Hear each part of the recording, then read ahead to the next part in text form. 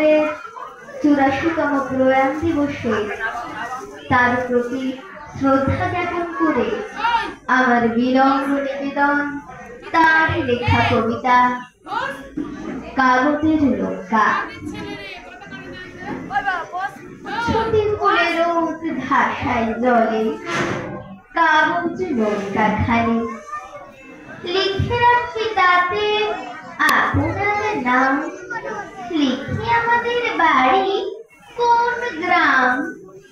বড় বড় করে মোটা অক্ষরে যতনে লাল জানি, যদি সে নৌকা আর কোনো দেশে আর কারো হাতে পড়ে গিয়ে শেষে, আমার লিখন পড়িয়া তখন বুঝিবে সে অনুমানে কার কার